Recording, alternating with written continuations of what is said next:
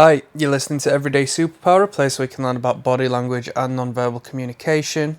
You'll be able to correctly assess and observe an individual, their state of mind, how they're feeling, and so on and so forth, purely by looking at their behaviours and gestures in the real time. Alright, it really is a superpower. Now, click like, click subscribe, and during the process, if there's anything you want to, if there's any opinions in mind, feel free to leave them in the comment section. So, let's get on to it. Now, what do women like in a man? Number one. Not number one on the list of priorities, but number one. We're going to be talking about broad shoulders, alright? Women like broad shoulders on a man. Now, why, right? Biologically speaking, the hunting male had wide shoulders that tapered to narrow hips. What do narrow hips represent? Low body fat, no spare tire, no belly. Also comes into the image of the abs and the six pack, alright? Low body fat, so that's why we taper to narrow hips, alright? A woman's body is narrower at the shoulders and widens at the hip, whereas a woman would like a man to have an upper torso that is wide and tapers to the hips, alright? So here we go again, speaking about the separation of the masculine and the feminine, the yin and the yang, okay? The two come together to make one. What one lacks, the other has, alright? Men evolved the strong upper body, the broad shoulders, in order to lug heavy weapons across long distances and carry home kills, i.e. food to eat for the family. Alright? We became great throwers once we started walking upright. Okay? Turning into the most dominant predators on earth. The apex predator, okay?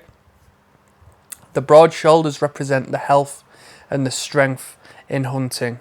Alright? So it's heavily linked to our biological hardwiring when it comes to our evolutionary ancestors. This works beyond our conscious awareness as to why we're interested in such,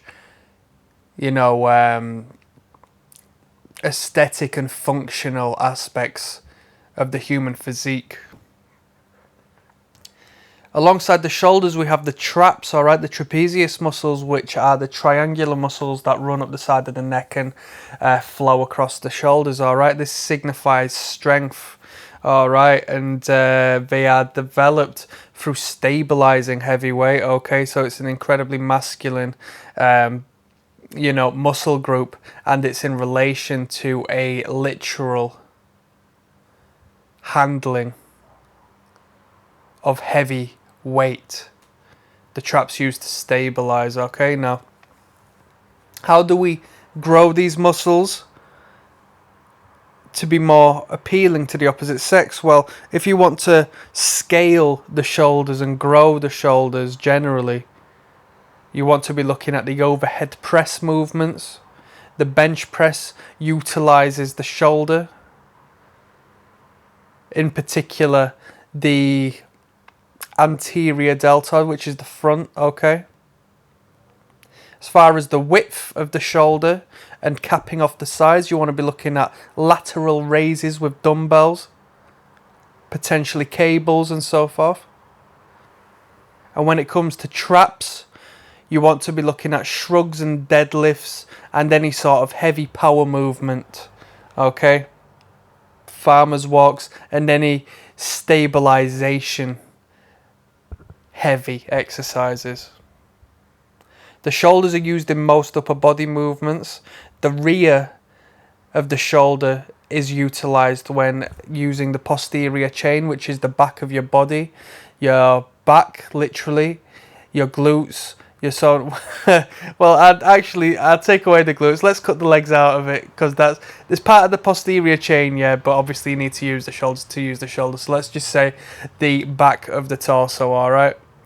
Back exercises, pulling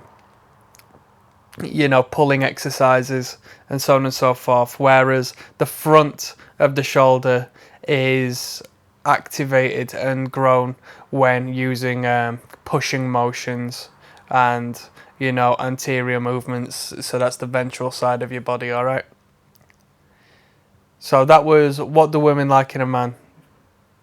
Number one, we're talking about broad shoulders, and we're talking about the waist ratio. Of course, when it comes to the waist ratio, it, you know, aside from size, it's also in your best interest to lose weight, all right? That also links to the biological hardwiring of health and fitness. A woman is going to be more biologically engaged and aroused by a man who looks like he'll be able to spend 18 years of his life healthily looking after children, all right, rather than someone who may pass away within 5 years due to bad health and not be able to look after the kids, all right? Anyway, I hope that was of, you know, benefit. I hope it was interesting to you. If it was, leave a like, leave a subscribe. Any opinions, leave a comment. Thanks.